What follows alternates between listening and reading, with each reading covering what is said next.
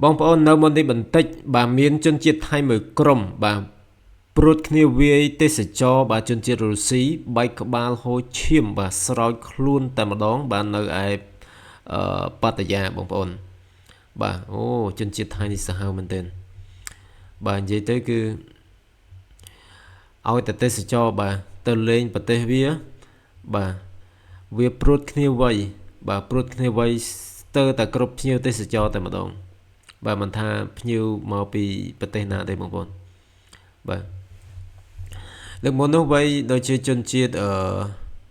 កូរ៉េបាទវ័យជនជាតិកូរ៉េបាទហូរឈាមបែកក្បាលបាទនៅតាមផ្លូវបាទឥឡូវនេះគឺវ័យជនជាតិរុស្ស៊ីម្ដងបងប្អូន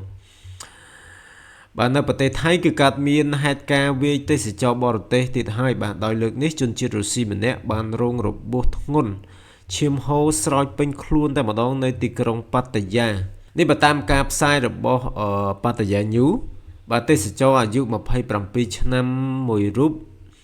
ត្រូវបានបរិសុទ្ធថៃមួយក្រុមព្រួតគ្នាវាយនិងយកដបវាយក្បាលបណ្ដាលឲ្យរយះហូរឈាមខណៈអ្នកបង្ករត់បាត់សម្ោតពីកន្លែងកាត់ហេតុតែម្ដងអូសាហាវមែនទែនបាទជនជាតិថៃនេះគឺមិនដឹងជាសន្តានវាកើតមកពីស្អីទេបងប្អូនបាទវាសាហាវព្រៃផ្សៃមែនទែនហេតុការណ៍នេះកើតឡើងវេលាម៉ោង3:50 នាទីទៀតភ្លឺថ្ងៃប្រហ័សទី20ខែវិច្ឆិកាឆ្នាំ2025នៅតំបន់ Walking Street បាទភាគខាងត្បូងទីក្រុងប៉ាតាយាយ៉ាងណាមិញមិនទាន់ដឹងពីមូលហេតុនៃករណីនេះនៅឡើយទេគណៈប៉ូលីសកំពុងបើកការស៊ើបអង្កេតជាបន្តបន្ទាប់មិនមែនជារឿងថ្មីនៅឡើយដែលជនជាតិថៃវាយធ្វើបាបជនបរទេសពលគឺករណីបែបនេះកើតឡើងញឹកញាប់ណាស់នៅក្នុងប្រទេសថៃchứមិនត្រឹមតែម្ដងទេបងប្អូនបាទគឺករណីបែបនេះគឺកើតឡើងញឹកញាប់ណាស់នៅប្រទេសថៃបាទវ័យស្ទើរតែគ្រប់ជនជាតិតែម្ដងបាទមិនដឹងជាមកពីគំនុំឬក៏វាជានិស្ស័យរបស់ជនជាតិនឹងតែម្ដងបងប្អូនបាទហើយក្នុងករណីល្បីបំផុតនាពេលថ្មីនេះគឺពាក់ព័ន្ធទៅនឹងទេសចរម៉ាឡេស៊ី2នាក់ជាគូស្នេហ៍នឹងគ្នា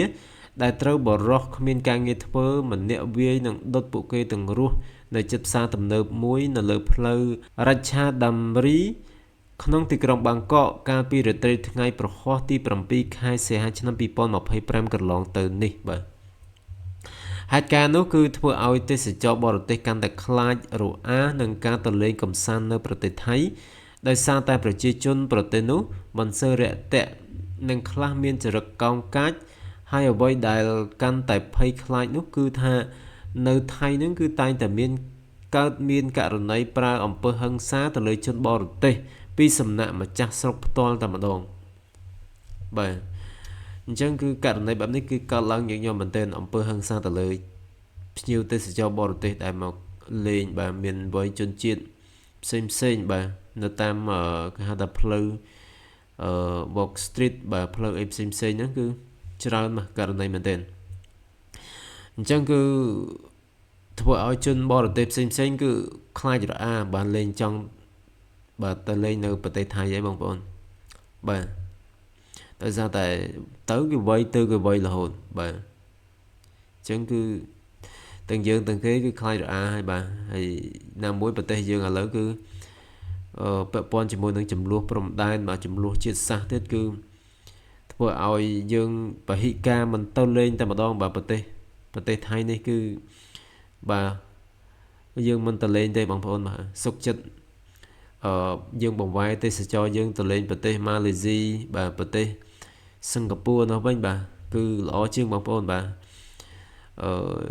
វាតម្លៃធូរថ្លៃហើយកន្លែងកំសាន្តនឹងស្អាតទៀតបាទនៅឯប្រទេសសិង្ហបុរីនិងប្រទេសម៉ាឡេស៊ីឥឡូវបងប្អូនបាទអញ្ចឹងយើងនាំគ្នាពហិការបាទកុំប្រើផលិតផលថៃទៅលេងប្រទេសថៃទៀតបងប្អូនបាទអញ្ចឹងបងប្អូនជួយ share នៅព័ត៌មាននេះបាទទៅកាន់អន្តរជាតិបាទឬក៏បរទេសផ្សេងទៀតដើម្បីឲ្យពួកគេបានឃើញពីទង្វើដ៏ព្រៃផ្សៃរបស់ជនជាតិថៃផងបាទសូមអរគុណច្រើនបាទ